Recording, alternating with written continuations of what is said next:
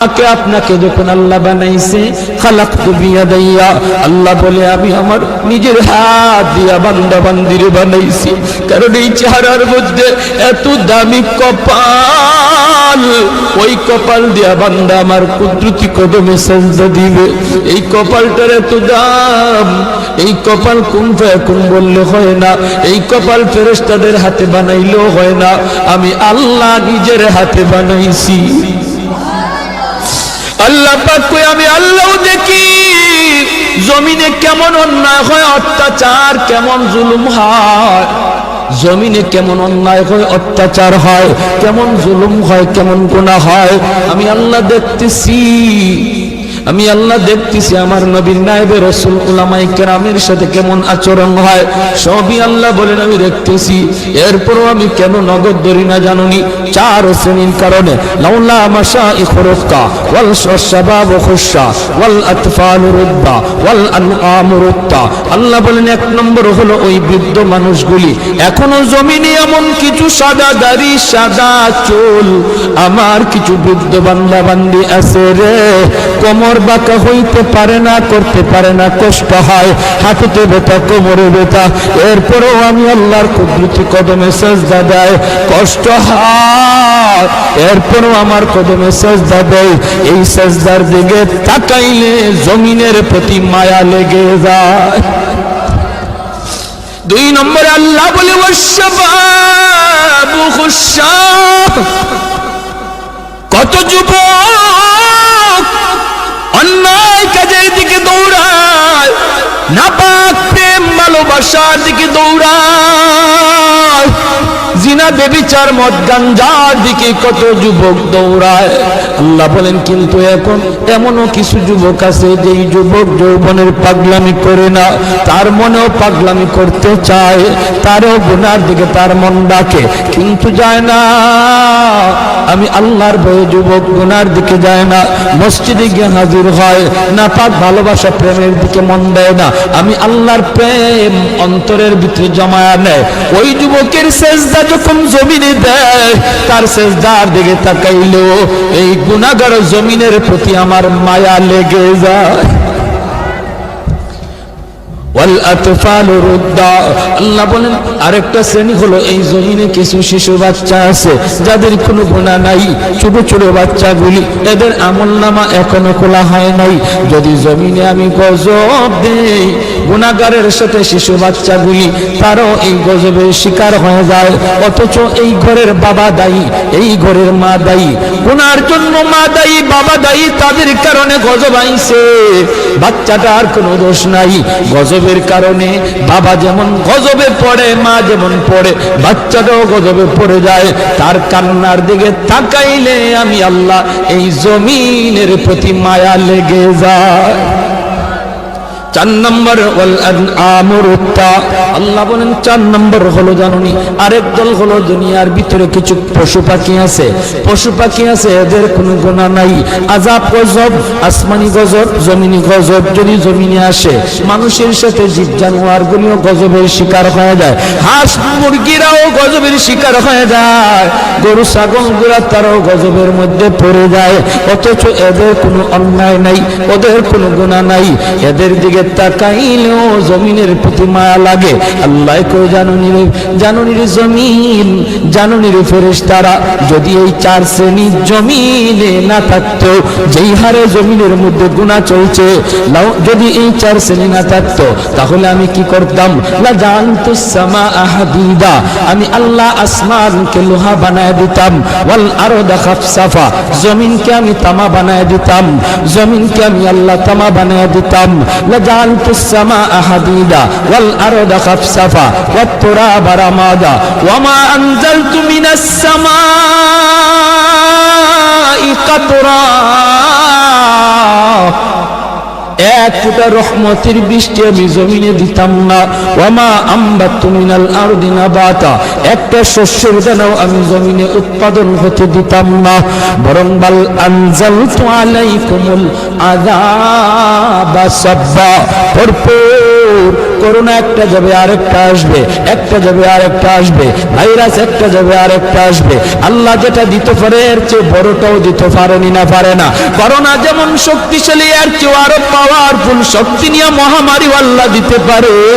আল্লাহ কই যদি এই 4 শ্রেণী জমিনে না থাকতো, আমি আল্লাহ পরপর শুধু জমিনের মধ্যে গজব দিতাম।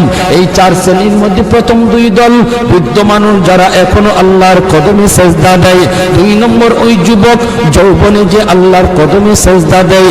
ও ভাইয়েরা বন্ধুরা, জন্য বলি যুবক যৌবনকালে ইবাদত করলে সহজে আল্লাহর ওলি হইয়া যায়। এই গেল 3 দল। 4 নাম্বার দল হলো ওই অভাবী মানুষ, গরিব মানুষ। সমাজে যারা গরিব অভাবী, তাদের জন্য আল্লাহর ওলি হওয়া সহজ। জোরে কন্যা সুবহানাল্লাহ। কেন? কারণ কি? কারণ হলো 4 নম্বর না তো, 2টা গেল, 3 নম্বর হয়েছে না? 3 নম্বর হয়েছে, এরপরে 4 নম্বর। 3 নম্বর হলো মহিলা জাতি, মা বোনেরা, তাদের জন্য আল্লাহর ওলি হওয়া খুব সহজ। কেমনে? কারণ হলো মহিলাদের ডিউটি কম, আমল কম, এজন্য তাদের হিসাবও কম। নবী বলেন 4 কাজের জিম্মাদার যে মহিলা হয়ে যাবে, যে মহিলা 4টা আমল ঠিকমতো হিসাব দিতে পারবে, সে আল্লাহর তৈরি যে কোনো জান্নাতে প্রবেশ করবে। আইয়ুমা ইমরাতিন ইযা সাল্লাত খামসাহা ওয়া সামাত শাহরাহা ওয়া হাসনাত ফারজাহা ওয়া আতাত বালাহা। নবী বলেন 1 নম্বর হলো সে যদি নামাজি হয়, 2 নম্বর হলো সে যদি রোজাদার হয়, 3 নম্বর হলো সে যদি স্বামীরে মান্না চলে, স্বামীরে খুশি কইরা চলে, স্বামীর অবাধ্য না হয়, 4 নম্বর হলো সে যদি পর্দা ঠিকমতো করে। আল্লাহর নবী বলেন, জানুনি সে জান্নাতের যে কোনো দরজা দিয়ে ঢুকবে, কেউ উত্তরে বাধা দিবে না। জোরে কোন সুবহানাল্লাহ। এজন্য মহিলারা, মা বোনদের জন্য আল্লাহর ওলি হওয়া খুব সহজ। যেই মহিলা এই 4টা কাজ ঠিক মতো করে, তার কাছ থেকে দোয়া নিবেন, মায়ের কাছ থেকে দোয়া নেন, মেয়েটার কাছ থেকে দোয়া নেন, স্ত্রীর কাছ থেকে দোয়া নেন। কারণ মহিলাদের দোয়া পুরুষের চেয়ে আগে কবুল হয়। মায়ার নবী বলেন, আমি সফরে বের হলেই আমার কলিজার টুকরা মেয়ে ফাতেমার কাছ থেকে, বিবিদের কাছ থেকে দোয়া নিয়ে বের হতো। ঘর থেকে বের হতে বাবা মেয়েটার কাছ থেকে দোয়া নেও, মাথায় হাত বুলাইয়া আদর করে আব্বু দোয়া করে, আব্বু যাইতেছি, মেয়ের কাছ থেকে দোয়া নেও। মেয়ে বাবার জন্য দোয়া করবে, স্ত্রী স্বামীর জন্য দোয়া করবে, মা সন্তানের জন্য দোয়া করবে। আল্লাহ পাক রব্বুল আলামিন সামনের সমস্ত বিপদ আপদ থেকে আল্লাহ তার হেফাজত করবে। ঘরে ঢুইকাও মেয়েটার কাছে আগে যান, ছেলের চেয়ে। নবীজিও সফর থেকে ফিরে আইসাও নবীজি খাতুনে জান্নাত ফাতেমা রাদিয়াল্লাহু তাআলা আনহা, নবীজির কলিজার টুকরা মেয়ে, তার কাছে আগে দেখা করতেন, মেয়ের সাথে আগে দেখা করতেন, মেয়ের কাছ থেকে দোয়া নিতেন, আবার সফর থেকে আইয়াও মেয়ের সাথে আগে দেখা করতেন। জোরে কন্যা সুবহানাল্লাহ। ভাইরা আমার, এজন্য বলতেছি মহিলাদের জন্য আল্লাহর ওলি হওয়া খুব সহজ, মহিলাদের জন্য সহজ। কেন? কারণ তাদের হিসাব কম।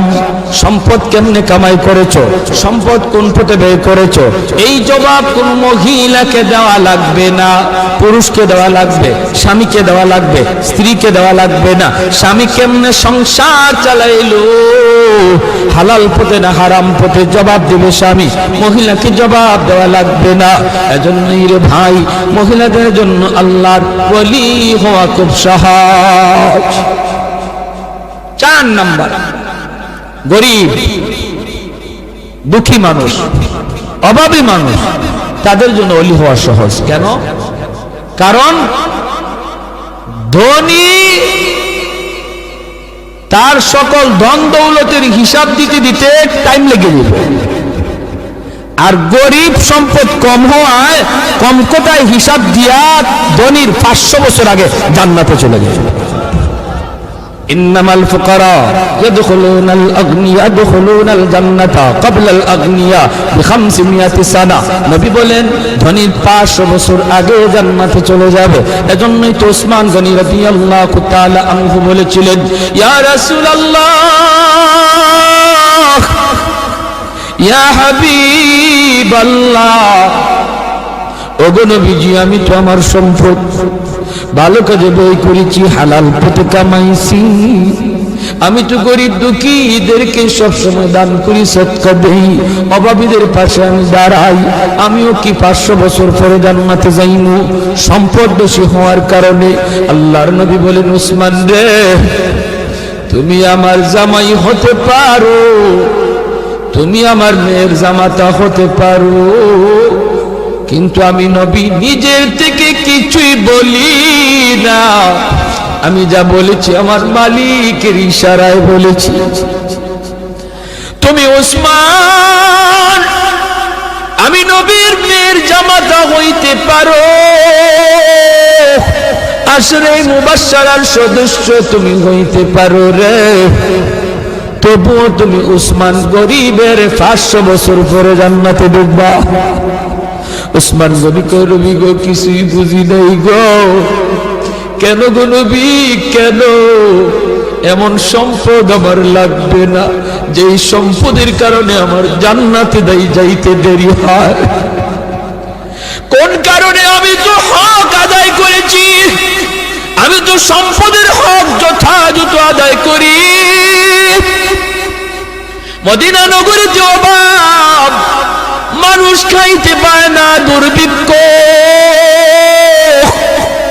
হয়তো উসমান গনি 100টা উট বুঝাই করে আটা নিয়ে মদিনায় ঢুকতেছেন।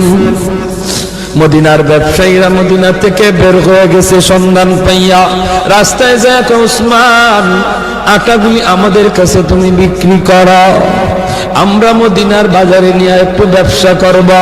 পাইকারের দল তারা মদিনা থেকে বের হয়ে গেছে, আগে কিনে ব্যবসা করত। হয়তো উসমান কই, তোমরা আমার আটার দাম কত দিবা? পাইকারের দলেরা কয়, আমরা 1-2 দিব। তুমি যেটা 1 টাকা দিয়ে কিনছো আমরা 2 টাকা দেব, 2 গুণ বেশি দিব। উসমান গনি কয়, না না, হবে না, আমার মালের দাম আরো উঠছে। যেরকম না সুবহানাল্লাহ, মালের দাম আরো বাড়ছে, মালের দাম আরো এর চেয়ে আরো বেশি একজনে কইছে। এমনি পাইকাররা কয়, ব্যবসায়ীরা কয়, উসমান নেও দিলাম 3 টাকা 3 গুণ। উসমান গনি কয়, আরো বেশি কইছে। কয়, দিলাম উসমান 4 গুণ। উসমান গনি কয়, আরো বেশি দাম হইছে। পাইকাররা কয়, উসমান রে, কাল থেকে নিয়ে আজ বিকাল পর্যন্ত একটা খেজুরের দানাও আমার পেটে পড়ে নাই। এ জমিন, তোমরা যারা জমিন ধ্বংস করে দিতে চাও, আমি আল্লাহ দেখতেছি কেমন গুনাহ হইতেছে। যেই মানুষে আমি আল্লাহ এত আদর করে বানাইলাম, আসমান আল্লাহ বানাইছেন কুন ফায়াকুন বইলা, ফেরেশতা আল্লাহ বানাইছেন কুন ফায়াকুন বইলা, জমিন আল্লাহ বানাইছেন কুন ফায়াকুন বইলা, কিন্তু আমারে আপনারে আল্লাহ পাক কুন ফায়াকুন বইলা বানায় নাই। আমাকে আপনাকে যখন আল্লাহ বানাইছে, খালাকতু বিয়াদাইয়া, আল্লাহ বলে আমি আমার নিজের হাত দিয়া বান্দা বান্দিরে বানাইছি। কারণ এই চেহারার মধ্যে এত দামি কপাল, ওই কপাল দিয়া বান্দা আমার কুদরতি কদমে সেজদা দিবে। এই কপালটার এত দাম, এই কপাল কুন ফায়াকুন বললে হয় না, এই কপাল ফেরেশতাদের হাতে বানাইলেও হয় না, আমি আল্লাহ নিজের হাতে বানাইছি। আল্লাহ পাক কই, আমি আল্লাহ দেখি জমিনে কেমন অন্যায় হয়, অত্যাচার কেমন জুলুম হয়। 4 দল মানুষের জন্য আল্লাহর ওলি হওয়া সহজ। হাদিসে কুদসি আল্লাহ পাক, জানোনি এই জমিনে যেই পরিমাণ গুনাহ হয়,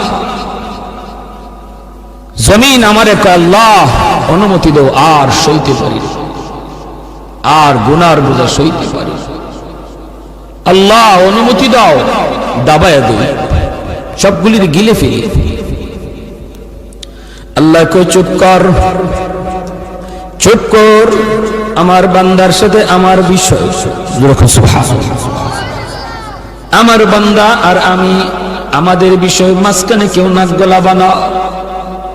লাউলা মাশাইখ রুক্কা والشباب خشا والأطفال ردا والأنعام ردا وجعلت السماء حديدا والأرض خفصفا والتراب رمادا وما أنزلت من السماء قطرا وما أنبت من الأرض نباتا بل أنزلت عليكم العذاب سبا আল্লাহ কইর জমিন, এ ফেরেশতা, এ জমিন, তোমরা যারা জমিন ধ্বংস করে দিতে চাও, আমি আল্লাহ দেখতেছি কেমন গুনাহ হইতেছে।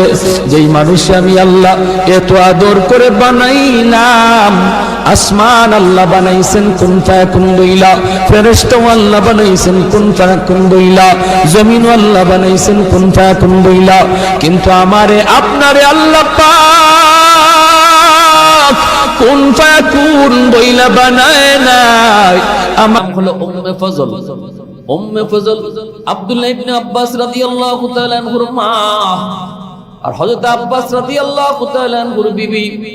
উম্মে ফজল মায়ের নবীকে বড় আদর করতেন, বড় মায়া করতেন। দূর থেকে দেখে ফেলেছেন নবী হুসাইনকে কুলে নিয়ে নবী কাঁদতেছেন, আর টপ টপ করে নবীর চোখ দিয়া পানি বেয়ে বেয়ে হুসাইনের গালে পড়তেছে। সুবহানাল্লাহ। উম্মে ফজল দৌড়ে আসলেন নবীর কাছে, এসে বলেন, ইয়া রাসূলুল্লাহ, ওগো নবী কি হয়েছে? হুসাইন কি অসুস্থ? কপালে হাত দিয়া দেখেন না, জ্বর নাই, কিছু না, অসুস্থতা বলতে কিছু নাই। কেন আপনি কাঁদেন? হুসাইনকে কুলে নিয়ে আপনি কেন কাঁদতেছেন? ওই অবস্থায় মায়ের নবী চোখের পানি মুছেন আর বলেন, চাচি যান, পৃথিবীর কেউ জানে না, জানেন শুধু আমার আল্লাহ, আর জানি আমি আর জিব্রাইল। আমি লুকায় লুকায় কাঁদতেছি, কাউকে দেখাই না, কাউকে দেখাই না। কারণ হলো জিব্রাইল মারফতে জানতে পেলাম আমার হুসাইনকে কারবালায় আমার গোটা পরিবার সহ নির্মমভাবে শহীদ করা হবে। এমন নির্মম শাহাদাত, গোটা কারবালার ময়দান রক্তে লাল হয়ে যাবে। এই খবরটা পাওয়ার পর জিব্রাইল আমাকে কারবালার রক্তে মাখা মাটি পর্যন্ত দেখায় গেছে। সুবহানাল্লাহ। এই খবর নবী জানতেন, আল্লাহর নবী জানতেন। এজন্য ইমাম হাসানকে যখন বিষ প্রয়োগ করে হত্যা করা হয়, মৃত্যুর আগ মুহূর্তে ইমাম হুসাইন কাছে গেলেন, যা বলতেছেন, ভাইয়া ভাইয়া, একবার অন্তত নামটা বলে যাও, কে তোমাকে বিষ পান করাইছে? ভাইয়া তুমি নামটা একটু বলে যাও, একবার নামটা বলো, কে বিষ পান করাইছে? ইমাম হাসান বলতেছেন, আমি তো জানি না, আমি তো জানি না কে আমার বিষ পান করাইছে। ইমাম হুসাইন বলতেছে, ভাইয়া অন্তত তুমি যারে সন্দেহ করো তার নামটা অন্তত বলে যাও, সন্দেহ যারে করো তার নামটা অন্তত বলে যাও। ইমাম হাসান বলে, ভাইয়া রে, আমি যদি নাম বলি তুমি কি করবা? আমি এর উপযুক্ত বিচার করব। কয় না, সন্দেহমূলক বিচার করা যায় না রে ভাই, সন্দেহমূলক বিচার করা যায় না, এটা ইসলামের রীতি না। অকাট্য প্রমাণ আমার কাছে নাই, কে আমাকে বিষ পান করাইছে এর কোনো অকাট্য প্রমাণ নাই, নাম বলতে পারবো না। আর সন্দেহমূলক যদি বলি, তাহলে তুমি যদি এর কোনো বিচার করে ফেলো, কিয়ামতের ময়দানে আল্লাহ যদি আমাকে তোমাকে জিজ্ঞেস করে, রে হাসান, এ হুসাইন, কোন প্রমাণের ভিত্তিতে তোমরা এই বিচার করেছিলে, জবাব দিতে পারবো না। অতএব আমি হালতে বিদায় নিলাম। কিয়ামতের ময়দানে এই জালেমের বিচার আল্লাহর আদালতে হবে। এই বইলা ইমাম হাসান তিনি শহীদ হলেন, শহীদ হয়ে গেলেন। আমিরে মুআবিয়া রাদিয়াল্লাহু তাআলা আনহু এদিকে ওনারও ইন্তেকাল হলো, রাজত্ব পরিচালনার এক পর্যায়ে ওনারও ইন্তেকাল হলো। ইয়াজিদ ক্ষমতায় বসে গেল। সাথে সাথে ইয়াজিদ বসা মাত্রই ইসলামী ক্ষমতা শাসন আমলের ভিতরে হুকুমতের ভিতরে বিদ্রোহ দেখা দিল। অনেক মুসলমান কয় না, ইয়াজিদ খলিফা হওয়ার উপযুক্ত না। যেখানে আল্লাহর নবীর আপন কলিজার টুকরা নাতি হুসাইন জীবিত, সেখানে ইয়াজিদ খলিফা হতে পারে না।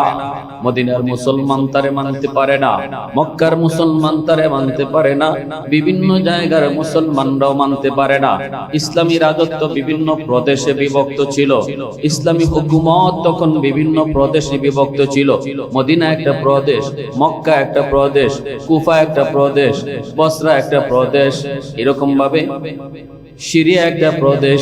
এইভাবে বিভিন্ন প্রদেশে ইসলামী হুকুমতটা বিভক্ত ছিল। প্রতিটা প্রদেশের ভিতরে একজন গভর্নর ছিল। মক্কায় একজন গভর্নর ছিল। ইয়াজিদের পক্ষ থেকে আমিরে মুআবিয়া রাদিয়াল্লাহু তাআলা আনহুর শাসন আমল থেকে মদিনায় যে গভর্নর, ইয়াজিদ ক্ষমতায় বসা মাত্র ওই গভর্নর ইয়াজিদের গভর্নর হয়ে গেল।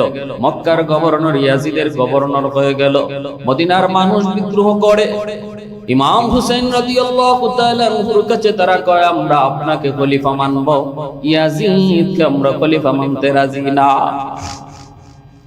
ইসলামী হুকুমতের ভিতরে এমন হয়ে গেল, ইয়াজিদ ক্ষমতার বলে কিছু মানুষ পাঠিয়ে দিল মদিনায় ইমাম হুসাইন রাদিয়াল্লাহু তাআলা আনহু বায়াত নেওয়ার জন্য। ইনি যেন ইয়াজিদের হাতে বায়াত গ্রহণ করেন, তাহলেই তো মামলা শেষ। দলে বলে ক্ষমতার বলে তারা মদিনায় প্রবেশ করে ইমামকে তারা প্রস্তাব দিল, আপনি ইয়াজিদের হাতে বায়াত নেন, ইয়াজিদকে খলিফা মানেন। কিন্তু ইমাম হুসাইন রাদিয়াল্লাহু তাআলা আনহু বলেছিলেন, আমার শরীরে এক ফোঁটা রক্ত থাকতে আমি ওই জালেম ফাসিককে কখনো খলিফা মানতে রাজি না, কখনো না। আমি দেখি তার রাজত্ব পরিচালনার অবস্থা, আমি অবজার্ভ করব, পর্যবেক্ষণ করব, তারপরে চিন্তা করব কি করা যায়। এই মুহূর্তে কিছুই না। সাথে সাথে ইয়াজিদের পক্ষ থেকে নির্দেশ আসলো মদিনার গভর্নরকে, হুসাইনকে গ্রেফতার করো, হুসাইনকে গ্রেফতার করো। বারবার নির্দেশ যখন আছে গ্রেফতার করার, মদিনার গভর্নর চিন্তায় পড়ে গেল, আমি যদি হুসাইনকে গ্রেফতার করে মদিনায় বন্দী করি, বন্দী করে 1 মিনিট রাখতে পারবো না। মদিনার মানুষ জেল ভেঙে হুসাইনকে বের করে নিয়ে যাবে।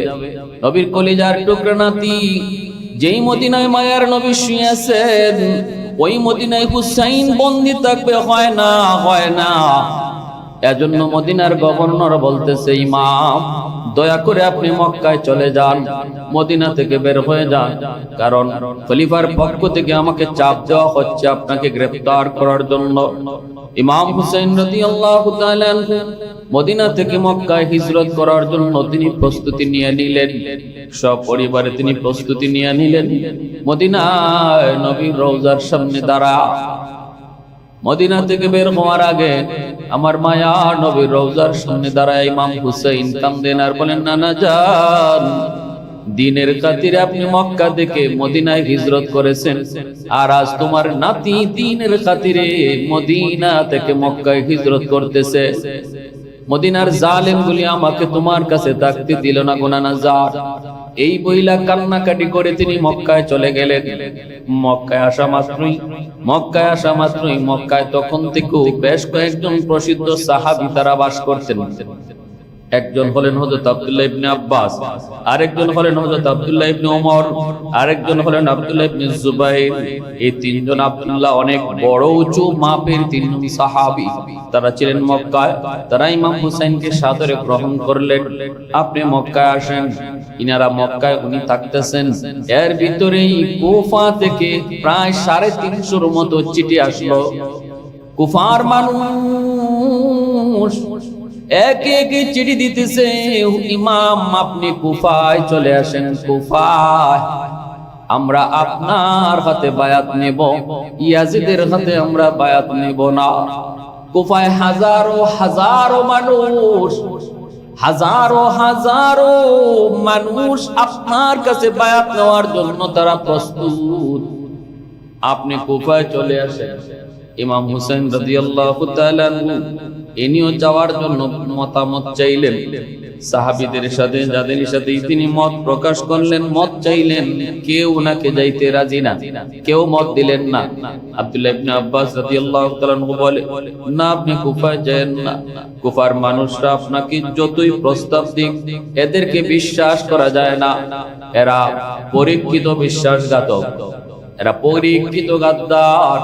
কারণ এরা আপনার বাবা হযরত আলী রাদিয়াল্লাহু তাআলা আনহুর সাথেও গাদ্দারি করেছে। আলী রাদিয়াল্লাহু তাআলা আনহুর সাথেও কুফার মানুষরা গাদ্দারি করেছে। অতএব না না আপনি যান না। পরামর্শ ওনারা দিলেন যান না, কিন্তু ইমাম হুসাইন রাদিয়াল্লাহু তাআলা আনহু বলে, দ্বীনের দাওয়াত এসেছে কুফা থেকে। কিয়ামতের মাঠে যদি আল্লাহ আমাকে জিগায় দ্বীনের দাওয়াত এসেছিল কুফা থেকে, তুমি কেন তাদের ডাকে সাড়া দিলা না? জবাব দিব কি? কারণ ইয়াজিদের হাতে তো ওরা বায়াত নিতে রাজি না। এই বলে তিনি সিদ্ধান্ত নিয়ে নিলেন তিনি যাবেন। পরিবারের ৭২ জন লোক নিয়ে তিনি রওনা দিয়ে দিলেন। কোন কোন রাওয়ায়াতের মধ্যে এসেছে ৮২ জন।